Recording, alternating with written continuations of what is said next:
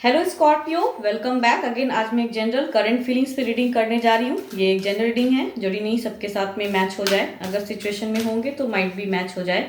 तो अगर मेरी ये रीडिंग्स अच्छी लगती है तो सब्सक्राइब, लाइक, शेयर, कमेंट कीजिए। जिन्होंने अभी तक नहीं किया हुआ है सब्सक्राइब जरूर कर लीजिएगा, इससे चैनल को ग्रोथ मिलती है एंड मुझे अच्छा लगता है, मेरी विश पूरी होती है इस चीज़ से।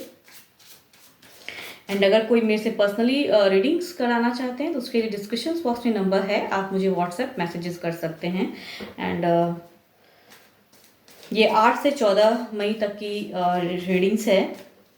आपके करंट फीलिंग्स, आपके पर्सन की क्या एक्शन लेना चाहते हैं, क्या लेंगे, क्या करेंगे, क्या कुछ होगा आप दोनों के बीच में, क्या सोच है, वो चीज़ पे रीडिंग है।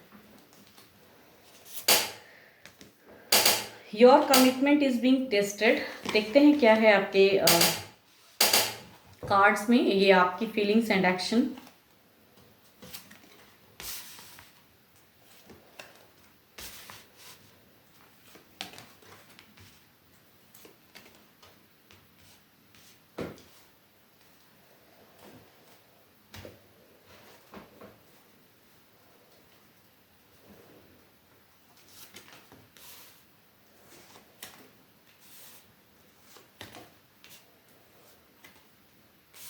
आपका कहीं ना कहीं अगर कहूँ तो एक इनसिक्योरिटी वाला दिख रहा है, या फिर आप ऐसे पर्सन से अगर सोचते हो कि जो पर्सन है वो आपको समझते नहीं, आपकी फीलिंग्स कहूँ तो ऐसा दिख रहा है कि आप बहुत ज़्यादा एक लॉयल्टी तो है, एक सोच है।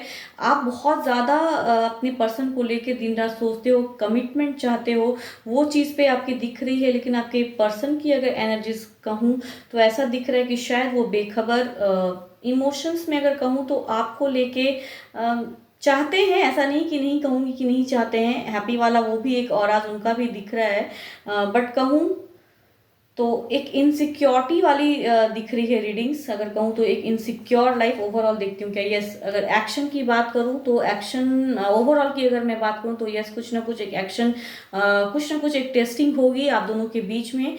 आपका हो सकता है कि टेस्ट हो, या आप लेना चाहो अपने पर्सन का कि वो जेन्युइन है नहीं है, वैसा कुछ है। अगर कहूँ फीलिंग्स में बहुत ही सेटलमेंट वाला जीवन जीना चाहते हैं, बहुत मेहनत करते हैं आप उसके लिए, बट आपके पर्सन शायद कहूँ तो उतने अभी लॉयल नहीं दिख रहे हैं आपको लेके। वो चीज़ पे आपका एक पीस ऑफ माइंड अटक जाता है। फिर से आपका एक दिखता है कि आप एक कहूँ तो कहती हूँ ना, फादरहुड वाला केयर नेचर वैसा, कि बिल्कुल सब चीज़ अपने पर्सन को हर किसी से बचा कर, संभाल कर एक रिलेशनशिप को एक बहुत ज़्यादा डिटर्मिनेशन, एक कहूँ डिटरमाइंड है आपकी अपने रिलेशनशिप को बचा कर ज़िंदगी अच्छा बेटर करने के लिए, अच्छी फाइनेंशियल कंडीशन को बेटर करने के लिए वो जी तोड़ आप मेहनत करते हैं। बट आपके पर्सन की ऐसे एनर्जीज दिखती हैं कि वो इन्वॉल्वमेंट कहीं और हो जाती है, वो इंजॉय करते हैं, वो घूमते फिरते हैं।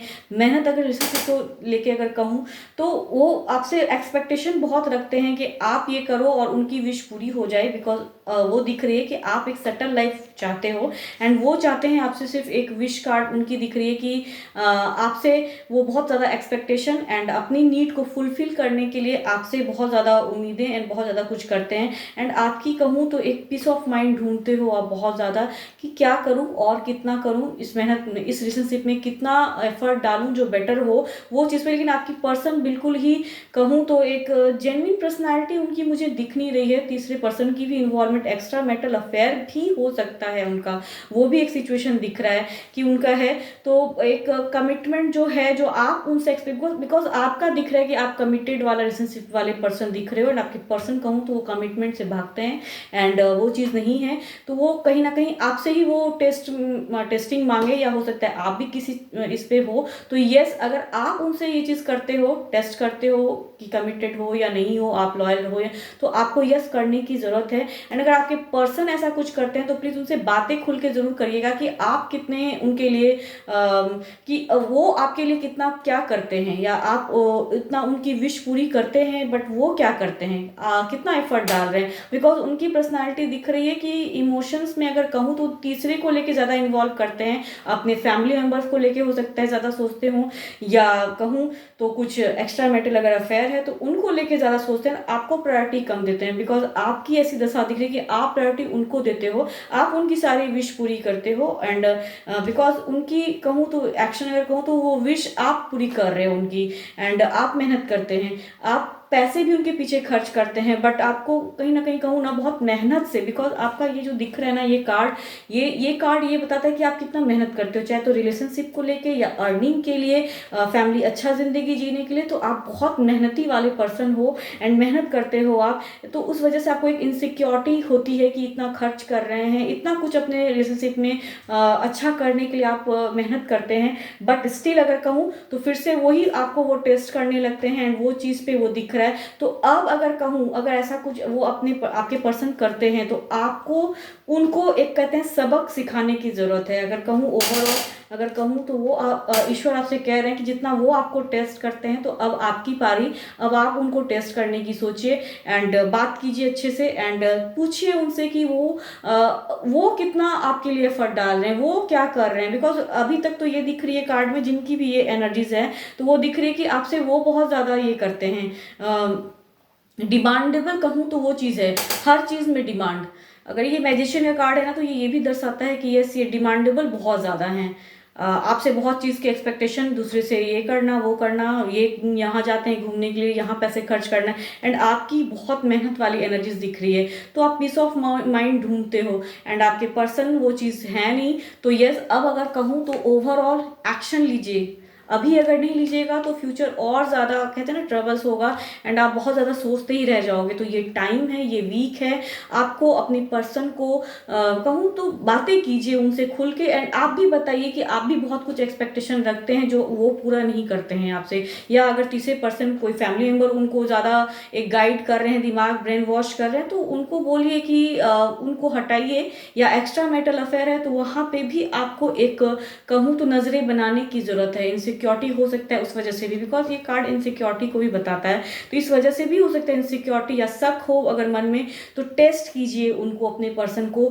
जानने की सोचिए, कुछ ना कुछ एक कहते हैं ना स्पाई वाली नज़रें रखिए ज़रूर। एंड अगर पर्सन फैमिली मेम्बर्स अगर इन्वॉल्व हैं तो उस सिचुएशन में आपको उन फैमिली मेम्बर्स को कहते हैं ना एक अलग जगह रख के अपने पर्सन से डील करने को ईश्वर कह रहे हैं। तो ओवरऑल ये चीज़ है, आपकी करंट फीलिंग्स कहूँ तो बहुत ज़्यादा एक डिटर्मिनेशन, एक वो चीज़ आ रहा है एंड उस जगह पे आप अपने आप को ब्लॉक कर लेते हो, इनसिक्योर हो जाते हो। तो ईश्वर आपसे कह रहे हैं कि अब खुलने की ज़रूरत है। ये कार्ड ये भी बोलता है कि खुलिए अपने रिलेशनशिप में, आप अगर नहीं बोलोगे तो सामने वाला आपको और दबा के रखेगा, तो बोलने की ज़रूरत है, खुलने की ज़रूरत है, बातें अच्छी करने की ज़रूरत है, अब बोल्ड होके डील करने की ज़रूरत है इस सिचुएशन में।